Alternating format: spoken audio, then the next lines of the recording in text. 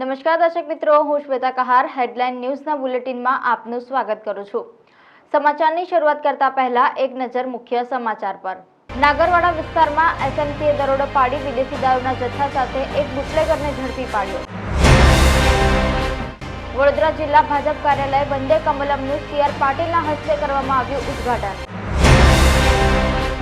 કોંગ્રેસે બનાસકાંઠામાંથી ગેનીબેન ઠાકોરને લોકસભાની ચૂંટણીના મેદાનમાં ઉતાર્યા। લોકસભાની ચૂંટણીને લઈ પોલીસ વિભાગ દ્વારા સંવેદનશીલ વિસ્તારોમાં યોજાઈ ફ્લેગ માર્ચ। તો હવે જોઈએ વિગતવાર સમાચાર। વડોદરાના જેલ રોડ પર આવેલી પાણીની ટાંકીની કામગીરી વહેલી તકે પૂરી કરાય તેવી કાઉન્સિલર બાળુ સુર્વે દ્વારા રજૂઆત કરવામાં આવી છે। વડોદરા મ્યુનિસિપલ કોર્પોરેશન દ્વારા છેલ્લા ઘણા સમયથી જેલ રોડ ઊંચી ટાંકી બાંધવાનું કામ થઈ રહ્યું છે, પરંતુ ફિનિશિંગ અને મશીનરીનું કામ બાકી છે। મશીનરી આવી ગઈ છે, ટાંકી શરૂ થતાં હજુ 4 મહિનાનો સમય નીકળી જાય તેવી શક્યતા હોવાનું જાણવા મળ્યું છે। વોર્ડ નંબર 13ના કાઉન્સિલર બાળુ સુર્વેએ વડોદરા મહાનગરપાલિકાના કમિશનરને પત્ર લખીને જાણ કરવામાં આવી છે કે ટાંકીનું કામ જલ્દીથી પૂરું થઈ જાય, કારણ કે સામે ઉનાળો આવી જશે તો નાગરિકને પાણીની સમસ્યા રહેશે। ટાંકીનું કામ વહેલી તકે પૂર્ણ થાય તો જેલ રોડ ટાંકીના કમાન્ડ વિસ્તારમાં પાણી વિતરણ વ્યવસ્થા સુદૃઢ થશે અને નાગરિકોને પૂરતા પ્રેશરથી પૂરતું પાણી વહેલી તકે મળે તેવી માંગણી તંત્ર સામે કરવામાં આવી હતી। અમારા વિસ્તારમાં જેલ ટાંકીનું નવી બાંધવાનું કામ ઘણા સમયથી ચાલે છે। જેને વર્ક ઓર્ડર આપેલો જે ઇજારદાર છે એની સમય મર્યાદા પૂર્ણ થઈને એને બે વખત વધારે સમય આપે છે, તો પણ આજ દિન સુધી કામ પૂર્ણ થયું નથી। પાણીની સમસ્યા છે। પાણી તમે સમજી શકો કે કેટલી અગત્યની વસ્તુ હોય અને જે સમય પર ન થવાના લીધે ઉનાળાનો સમય આવે છે ને અમારા વિસ્તારમાં સિયાબાગ વિસ્તાર હોય, દાંડિયા બજાર વિસ્તાર, હાથીપોર, ડેરાપોર, શંકર ટેકરી, મરી માતાનો વિસ્તાર કે એ વિસ્તારમાં જે જેલ ટાંકીનું વિતરણ થતું હોય છે અને લાખો લોકોને પાણી જાય છે। 5-5, 6-6 ઝોનમાં એ ટાંકીથી પાણી જતું હોય અને સમય પણ કામ પૂર્ણ ન થવાના લીધે પરિસ્થિતિ એવી છે કે લોકોને પૂરતા પ્રેશરથી પાણી નથી મળતું। એટલે અમે કમિશનરશ્રીને પત્ર લખ્યો છે કે વહેલી તકે જે એની કામગીરી હજુ બાકી છે અને અમુક અમે એવી માહિતી મળી છે કે હજુ તો 2-3 મહિના કામ પૂર્ણ થવા લાગશે। એટલે તમે સમજી શકો આખા ઉનાળામાં અમારા વિસ્તારના લોકો પાણીથી વંચિત રહેશે, પૂરતા પ્રેશરથી પાણી નહીં મળે। એના લીધે કમિશનરશ્રીને અમે પત્ર લખ્યો છે, જે પણ ઇજારદાર હશે એને પર કાયદેસર કાર્યવાહી કરો, એની તપાસ કરો, કેમ કે સમય પર કામ ન કરવાના લીધે લાખો લોકોને પાણીથી વંચિત રહેવું પડશે। એટલે વહેલી તકે આ કામ અધૂરી છે તો એને પૂર્ણ કરવામાં આવે, એના લીધે અમે પત્ર લખ્યો। નાયલોન પાવભાજી દ્વારા વડીવાડી ફાયર સ્ટેશનની સામે વોર્મિંગ સ્પાઇસ રેસ્ટો કાફેની શરૂઆત કરવામાં આવી છે। સ્વ દિનેશભાઈ દામજીભાઈ વાઢેર દ્વારા પોરબંદર ખાતે ₹1.5થી પાવભાજીની શરૂઆત કરવામાં આવી હતી। ત્યારબાદ વડોદરા શહેરમાં 45 વર્ષથી નાયલોન પાવભાજી સ્વાદ રસિકો માટે પ્રખ્યાત છે। હાલ સ્વ દિનેશભાઈ વાઢેરના પુત્રો ભાવિન ડી વાઢેર, ચિરાગ ડી વાઢેર તથા તુષાર ડી વાઢેર સંચાલન કરી રહ્યા છે। Nylon pav bhaji Karelibaug, Inorbit mall, Manjalpur અને વાઘોડિયા રોડ વિસ્તારમાં શાખાઓ ધરાવે છે। ત્યારે હવે વડીવાડી ફાયર સ્ટેશનની સામે વોર્મિંગ સ્પાઇસ રેસ્ટો કાફેની શરૂઆત કરવામાં આવી છે। વડોદરા પોલીસ કમિશનર અનુપમસિંહ ગહેલોતના હસ્તે વોર્મિંગ સ્પાઇસ રેસ્ટો કાફેનો ઉદ્ઘાટન સમારોહ યોજાયો હતો, જેમાં જાણીતા અગ્રણીઓ સહિતના મહાનુભાવો ઉપસ્થિત રહ્યા હતા। આપણે છેલ્લા ઘણા 22 વર્ષોથી આપણે વડોદરામાં નાયલોન પાઉંભાજીના નામથી આપણું જે સાહસ છે ચાલુ છે। હવે આપણે આ જે એરિયો છે અહીંના સ્વાદ રસિકોની માગણીને ધ્યાનમાં રાખીને આજે આ નવું સાહસ આપણા નાયલોન બેનર હેઠળ પણ વોર્મિંગ સ્પાઇસ રેસ્ટો કેફેના નામથી ચાલુ કરીએ છીએ, જે આજે શરૂઆત કરવા જઈ રહ્યા છે। આપણી બીજી 4 બ્રાન્ચ છે। મેઇન બ્રાન્ચ આપણી કારેલીબાગ નાયલોન પાઉંભાજી, બીજી ઇનોર્બિટ મોલમાં છે, પછી માંજલપુર છે, વાઘોડિયામાં આપણી બ્રાન્ચો છે। એવું અહીંયા જે આપણે જે શરૂ કરી રહ્યા છે આપણે બધી જ વસ્તુઓ જેમ કે પાઉંભાજી છે, પુલાવ છે, Chinese, continental, mocktail, pizza, sandwich, burger બધું જ આવી જશે। હા, અહીંયા આપણે અત્યારે અમારું પ્લાનિંગ સાંજના 6થી લેટ નાઇટ ચાલુ રાખવાનું છે। એ ઉપરાંત થોડાક સમય પછી અમે બપોરનું જમવાનું અને સવારે નાસ્તો પણ શરૂઆત કરશું। લોકસભાની ચૂંટણીને લઈને પોલીસ વિભાગ દ્વારા સંવેદનશીલ ગણાતા બૂથ અને વિસ્તારોમાં સુરક્ષા વ્યવસ્થાની સમીક્ષા કરવા માટે કવાયત હાથ ધરવામાં આવી હતી। લોકસભાની ચૂંટણીની જાહેરાત થવાને હવે ગણતરીના જ દિવસો બાકી છે, ત્યારે તંત્ર દ્વારા તમામ તૈયારીઓ આટોપી લેવામાં આવી છે। વડોદરા લોકસભા બેઠક પર હાલ ભાજપ કે કોંગ્રેસ દ્વારા ઉમેદવારની જાહેરાત કરવામાં આવી નથી। બીજી તરફ પોલીસ વિભાગ દ્વારા સંવેદનશીલ ગણાતા બૂથ અને વિસ્તારોમાં સુરક્ષા વ્યવસ્થાની સમીક્ષા કરવા માટે કવાયત હાથ ધરવામાં આવી રહી છે। આજે વડોદરા શહેરના રાવપુરા વિસ્તારમાં બીએસએફ જવાનોની ટુકડીએ માર્ચ કર્યું હતું. રાવપુરા પોલીસ મથકના સ્ટાફ સાથે સુરસાગરથી શરૂ થઈને બીએસએફના જવાનો વિસ્તારમાં ફર્યા હતા. સામાન્ય રીતે આ કવાયત ચૂંટણી જાહેર થયા બાદ ચૂંટણી પ્રચાર દરમિયાન હાથ ધરાતી હોય છે. હજી તો લોકસભાની ચૂંટણીનું જાહેરનામું પ્રસિદ્ધ થયું નથી તે પહેલા પોલીસે સુરક્ષા વ્યવસ્થાની સમીક્ષા શરૂ કરી દીધી છે. સ્થાનિક પોલીસ ફરી એકવાર ઊંઘથી ઝડપાઈ. નાગરવાડા વિસ્તારમાં એસએમસીએ દરોડો પાડી વિદેશી દારૂના જથ્થા સાથે બુટલેગરને ઝડપી પાડ્યો હતો. વડોદરા શહેરના નાગરવાડા વિસ્તારમાં ફરી એકવાર સ્ટેટ મોનિટરિંગ સેલે દરોડા પાડ્યા હતા. નાગરવાડાના પ્રકાશનગર ખાતે પોલીસે 2019 દારૂની બોટલ સાથે બુટલેગરને ઝડપી પાડી કેસ કર્યો છે. કારેલીબાગ પોલીસ સ્ટેશન હેઠળની પ્રકાશનગર વસાહતમાં દારૂનો ધંધો ચાલતો હોવાની વિગતને પગલે સ્ટેટ મોનિટરિંગ સેલની ટીમે દરોડો પાડ્યો હતો. પોલીસે ₹1.65 લાખની કિંમતની 1019 નંગ દારૂની બોટલ સાથે બુટલેગર નિખિલ રાજુભાઈ કહારને ઝડપી પાડ્યો હતો. પોલીસે એક મોબાઈલ, 2 વ્હીલર તેમજ રોકડા ₹4100 કબજે કર્યા હતા. દારૂનો જથ્થો સફેદ કલરની કારમાં પ્રશાંત રાજુભાઈ જાદવે મોકલ્યો હોવાની વિગતો ખુલતા તેને વોન્ટેડ જાહેર કરવામાં આવ્યો છે. ભારત સરકારના રેલવે મંત્રી અશ્વિની વૈષ્ણવ તેમજ પશ્ચિમ રેલવેના મહાપ્રબંધક અશોક કુમાર મિશ્ર દાહોદની ઓચિંતી મુલાકાતે પહોંચ્યા, જ્યાં સ્ટેશન પર સ્થાનિક ધારાસભ્યો તેમજ પ્રતિનિધિઓ દ્વારા ઉષ્માભર્યું સ્વાગત કરવામાં આવ્યું હતું. રેલવે મંત્રી અશ્વિની વૈષ્ણવ તથા મહાપ્રબંધકે દાહોદની મુલાકાત લીધી. રેલ મંત્રી અશ્વિની વૈષ્ણવે દાહોદ રેલવે સ્ટેશન પર ચાલી રહેલા કામોની સંક્ષિપ્તમાં જાણકારી મેળવી હતી. ત્યારબાદ રેલ મંત્રીનો કાફલો નવનિર્માણ પામેલ 9000 એચપીના લોકોમોટિવ કારખાનામાં નિરીક્ષણ અર્થે પહોંચ્યા હતા. આ દરમિયાન ઉપસ્થિત રેલ મંત્રી અશ્વિન વૈષ્ણવે રેલવેના મહાપ્રબંધક અશોક કુમાર મિશ્ર, ડીઆરએમ તેમજ ઉચ્ચ અધિકારીઓ પાસેથી લોકોમોટિવ કારખાનાની વિગત મેળવી હતી. તેઓએ જણાવ્યું હતું કે આ રેલખાનાનું પ્રથમ ફેઝનું ઉદ્ઘાટન થયું છે. કારખાનાનું કામ પૂર્ણ કરવાનું 2024માં લક્ષ્યાંક મૂકવામાં આવ્યું છે. નિર્ધારિત સમયમાં એટલે કે ડિસેમ્બર 2024માં 9000 એચપીનું પ્રથમ એન્જિન તૈયાર થઈને ભારતીય રેલના પાટા પર દોડશે. दाहोद में अत्याधुनिक वर्ल्ड क्लास एकदम नई तकनीक के इंजन बनाने का जो संकल्प प्रधानमंत्री श्री नरेंद्र मोदी जी ने लिया है, उस संकल्प का आज एक बहुत अच्छा उदाहरण दिखाई दे रहा है. ये फैक्ट्री जो आप देख रहे हैं, इस फैक्ट्री में ऐसे इंजन बनेंगे जो कि भारत में आज तक ऐसी टेक्नोलॉजी कभी नहीं थी. बहुत तेज़ी से काम हुआ है. 1.5 साल पहले यहाँ पर पूरा मैदान था. क्या था अभी बोले थे? गड्ढा था, गड्ढा. गुजराती में बोले खाडो खाडो खड्डा था एक. और अब एक सुंदर एक फैक्ट्री दिख रही है. इसका फेज 2 का काम भी चल रहा है तेजी से. भाई जो काम पहले मेड इन जर्मनी होता था, अब मेड इन इंडिया. दिसंबर 2024 का टारगेट है जी.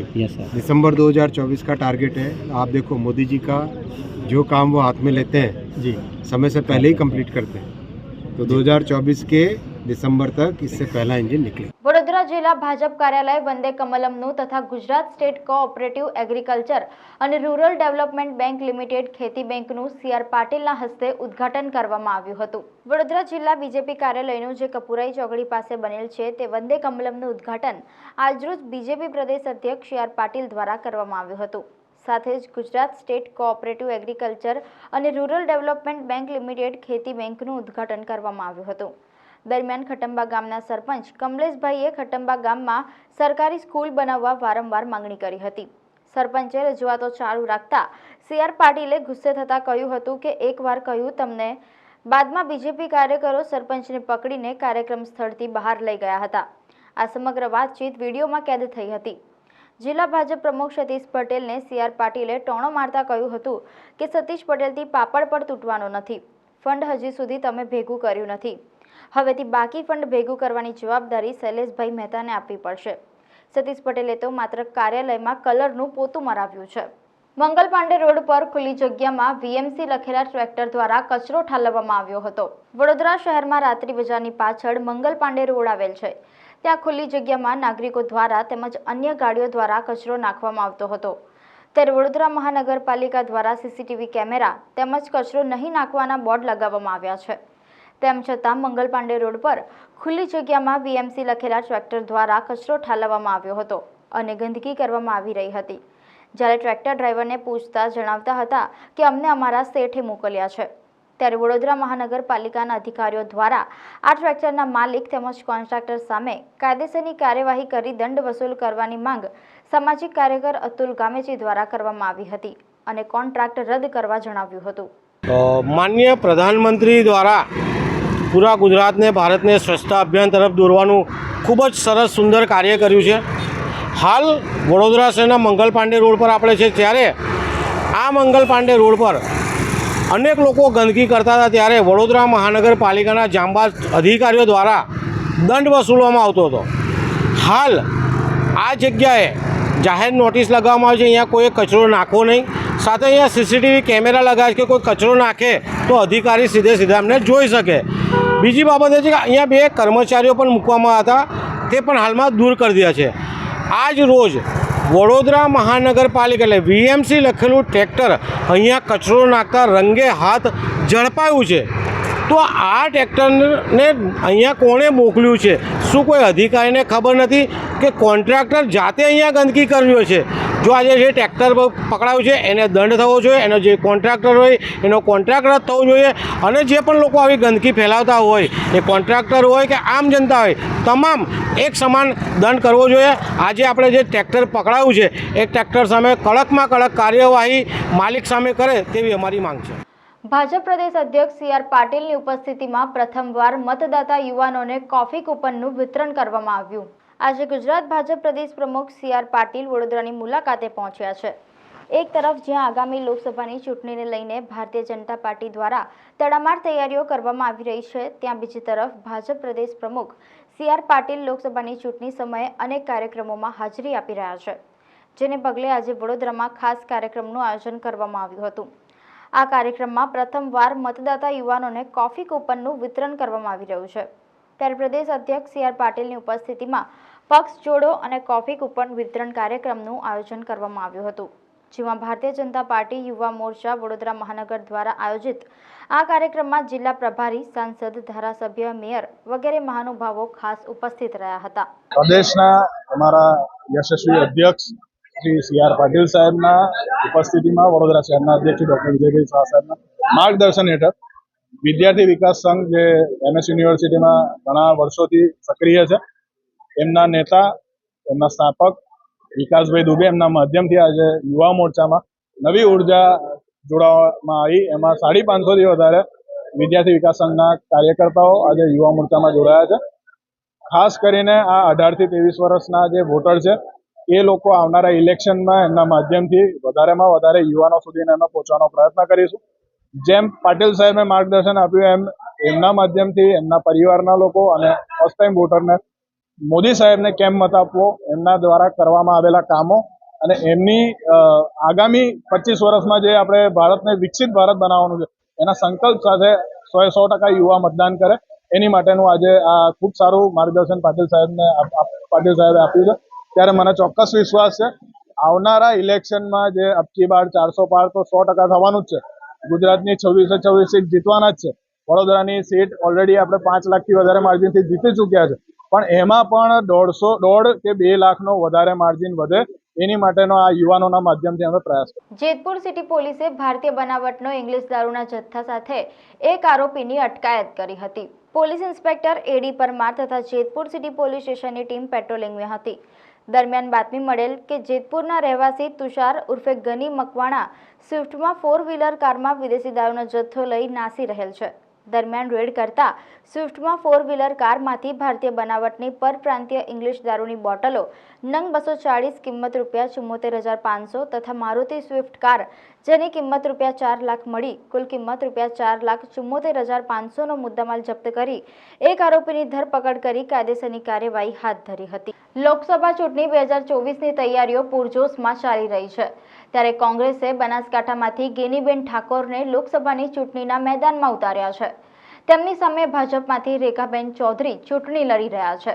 બનાસકાંઠા લોકસભા ઉમેદવાર તરીકે કોંગ્રેસે ગેનીબેન ઠાકોરને મેદાનમાં ઉતાર્યા છે. ભાજપના ઉમેદવાર રેખાબેન ચૌધરી સામે મહિલા ઉમેદવાર ગેનીબેન ઠાકોરને મેદાનમાં ઉતાર્યા છે.